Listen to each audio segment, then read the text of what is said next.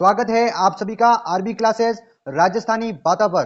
राजस्थान का current affairs Sujas ई bulletin का analyses गुरुवार 29 फरवरी 2024 का। अमल गमेटेड फंड की 33वीं बैठक की अध्यक्षता की राज्यपाल श्री कलराज मिश्र ने। इन्होंने इस बैठक के अंदर पूर्व सैनिकों की विधवाओं को 2 पुत्रों के विवाह के लिए 25,000 रुपए दिए जाएंगे ऐसी स्वीकृति प्रदान की है। श्रीमान राज्यपाल कलराज मिश्र जी ने अपनी अध्यक्षता amalgamated fund for the benefit of ex serviceman की बैठक में राज्य भवन में की। इस बैठक के अंदर इस फंड अमलगमेटेड फंड का समुचित उपयोग पूर्व सैनिकों के कल्याण के लिए अधिकाधिक किया जाए ऐसी घोषणा उन्होंने की है। वहीं पर राज्यपाल कलराज मिश्र जी ने कहा कि प्रदेश के जिला स्तर एवं तहसील स्तर पर वार मेमोरियल की स्थापना की जाए। इस बैठक में श्री कलराज मिश्र जी ने राजभवन के अंदर भी राज्य सैनिक बोर्ड की 16वीं बैठक को भी संबोधित किया।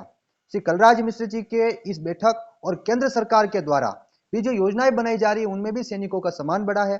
सैनिक कल्याण मंत्री श्री राज्यवर्धन सिंह राठौड़ ने कहा कि केंद्र सरकार द्वारा चलाई जा रही योजनाओं से भारतीय सैनिकों का मान सम्मान बढ़ा है। उन्होंने अग्निवीर योजना, वन रैंक पेंशन आदि के बारे में बताते हुए कहा कि राजस्थान सरकार इस स्तर पर इसी तर्ज पर सैनिक कल्याण के कार्य तेजी से किए जाएंगे। उन्होंने जिला और तहसील स्तर पर वार मेमोरियल बनाए जाने व राष्ट्र प्रेम से ओतप्रोत करने वाले कार्यक्रमों क्रियान्वयन और सैनिक कल्याण कार्यों समस्याओं के निदान में आधुनिकीकरण अपनाते हुए कार्य किए जाने पर जोर दिया। तो इस न्यूज से आपका जो प्रश्न बनेगा वो ये बन सकता है कि हाल ही में राज्यपाल कलराज मिश्र जी ने कौन सी बैठक में अध्यक्षता ली, या amalgamated fund for the benefit of ex serviceman की 33वीं बैठक की अध्यक्षता हाल ही में किसने की? तो हमारे राज्यपाल कलराज मिश्र जी ने की। और यहीं पर इस बैठक के अंदर जो फंड जारी किया गया वो किन के लिए उपयोग किया जाएगा? तो पूर्व सैनिकों के कल्याण में इसका उपयोग किया जाएगा। वहीं पर हमारे जो ये प्रधानमंत्री नरेंद्र मोदी के 2047 का जो विकसित भारत का संकल्प था, इसके अंदर पीएम सूर्य घर योजना, कौन सी योजना?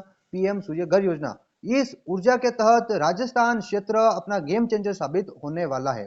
इस योजना के तहत रूफ टॉप सोलर के माध्यम से देश के 1 करोड़ घरों को सौर ऊर्जा से रोशन करने के लक्ष्य के साथ श्री नरेंद्र मोदी जी ने प्रधानमंत्री सूर्य घर मुफ्त बिजली जैसी महत्वाकांक्षी योजनाओं की घोषणा की। इस योजना के जरिए आने वाले वक्त में राजस्थान देश में सोलर एनर्जी का बड़ा हब बनने वाला है। यह बात ऊर्जा राज्य मंत्री स्वतंत्र प्रभार श्री हीरालाल नागर ने जयपुर स्थित परिष्कार कॉलेज में प्रधानमंत्री सूर्य घर योजना उद्यमिता, कौशल विकास अवसर एवं चुनौतियां विषय पर कार्यशाला को संबोधित करते हुए कहा। तो आपको यह प्रश्न पूछा जा सकता है, जयपुर के परिष्कार कॉलेज में हाल ही में कौन सी कार्यशाला का आयोजन किया गया? तो प्रधानमंत्री सूर्य घर योजना उद्यमिता, कौशल विकास अवसर एवं चुनौतियां विषय पर एक कार्यशाला आयोजित हुई। इस कार्यशाला को संबोधित किसने किया? तो ऊर्जा राज्य मंत्री स्वतंत्र प्रभार श्री हीरालाल नागर ने किया। इसके अंदर 2047 तक जो विकसित भारत का संकल्प है उससे पूरा किया जाएगा। श्री नरेंद्र मोदी जी के प्रयासों से भारत विश्व के नवीकरणीय ऊर्जा का सबसे प्रमुख उत्पादक देश बनने जा रहा है।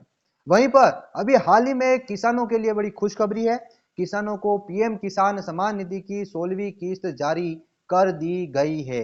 इस किस्त के अंदर 9 करोड़ से अधिक किसानों के खातों में सम्मान निधि ट्रांसफर की गई है और 21,000 करोड़ रुपए से अधिक राशि सीधे ट्रांसफर की गई है। अब तक 11 करोड़ से अधिक किसानों को 3 लाख करोड़ से अधिक रुपए हस्तांतरित हुए हैं। वहीं पर महिलाओं के लिए बड़ी खुशखबरी है। अब अविवाहित महिलाएं भी आंगनबाड़ी कार्यकर्ता और सहायिका बन सकेगी। यह खुशखबरी उप मुख्यमंत्री श्रीमती दिया कुमारी ने दी।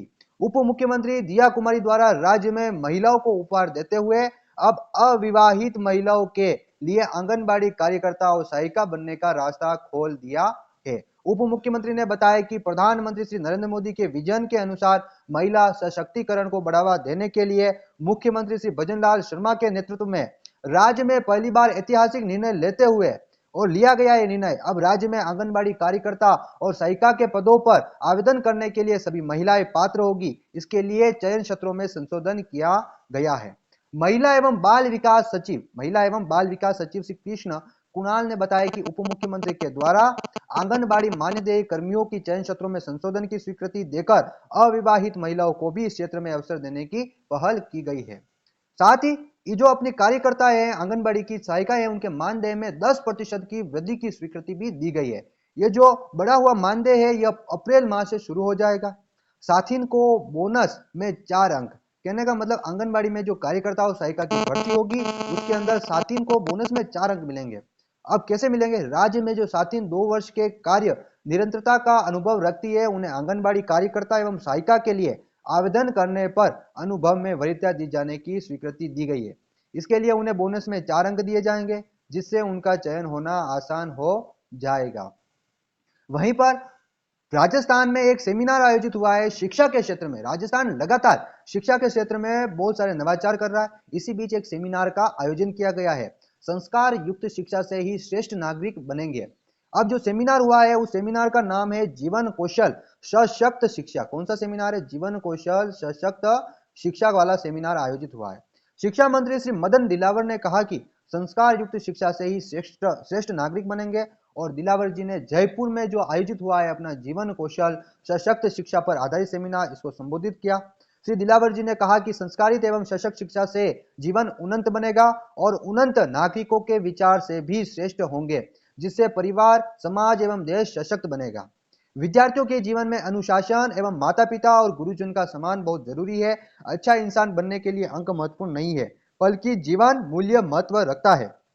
वहीं पर दिलावर जी ने कहा कि नई शिक्षा नीति में भी रोजगार के साथ संस्कार युक्त शिक्षा पर जोर दिया गया है। नई शिक्षा नीति का लक्ष्य विद्यार्थियों को संपूर्ण विकास, जिसे साक्षरता, संख्या ज्ञान, तार्किकता, समस्या समाधान, नैतिकता, सामाजिक भावनात्मक मूल्यों के विकास के द्वारा संभव किया जा सके। इसमें विशेष रूप से जीवन कौशल को पाठ्यक्रम का हिस्सा बनाने की सिफारिश की गई। इस नीति का मकसद छात्रों को 21वीं सदी के जीवन कौशल से लैस करना है। इन कौशल में टीम वर्क, रचनात्मकता, महत्वपूर्ण सोच और समस्या समाधान शामिल है।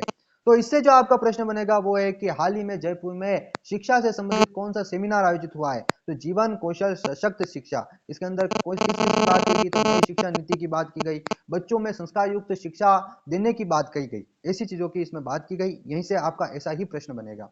और इसको संबोधित किसने किया? तो हमारे जो शिक्षा मंत्री है श्री मदन दिलावर जी ने इन्होंने इसे संबोधित किया।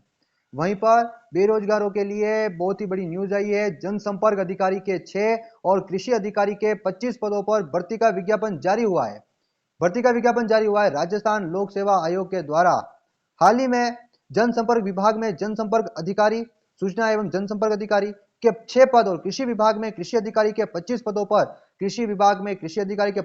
पर भर्ती का विज्ञापन जारी किया गया। आयोग सचिव ने बताया कि जनसंपर्क अधिकारी के पदों के लिए ऑनलाइन आवेदन 5 मार्च से 3 अप्रैल तक किए जा सकेंगे। वहीं पर कृषि अधिकारी के पदों के लिए ऑनलाइन आवेदन 7 मार्च से 5 अप्रैल तक किए जा सकेंगे। शैक्षणिक योग्यता, वर्गवार वर्गीकरण, आवेदन प्रक्रिया एवं अन्य जानकारी संबंधित विस्तृत सूचना आयोग की वेबसाइट पर उपलब्ध है। आयोग द्वारा परीक्षा तिथि और स्थान के संबंध में यथा समय सूचित कर दिया जाएगा। अब हम बात कर लेते हैं मोदी जी के गारंटी की। मोदी जी की गारंटी की बात में सुरक्षित और सुगम परिवहन के लिए राजस्थान सरकार प्रतिबद्ध है। 60 से 80 वर्ष की आयु के वरिष्ठ नागरिकों को रोडवेज बसों में किरायों में 30% से बढ़ाकर छूट को 50% तक कर दिया गया है। वहीं पर यहाँ पर नवाचार तथा सड़क सुरक्षा सरकार की प्राथमिकता रही है, जिसमें प्रमाण पत्र और यहाँ पर ब्याज में छूट, शास्ती में छूट और जुर्माने में छूट, सड़क सुरक्षा पोर्टल इत्यादि इसमें जारी किए गए हैं। तो राजस्थान निरंतर विकास की ओर बढ़ रही है। डबल इंजन की सरकार अपने संकल्प पूर्ण करके राजस्थान को विकसित बना रही है। यदि आपको आज का करंट अफेयर्स का एनालिसिस अच्छा लगा हो और आप हमारे इस सुजस ई बुलेटिन के एनालिसिस से जुड़े रहना चाहते हैं तो हमारे चैनल को सब्सक्राइब करिएगा, लाइक करिएगा, शेयर करिएगा। धन्यवाद।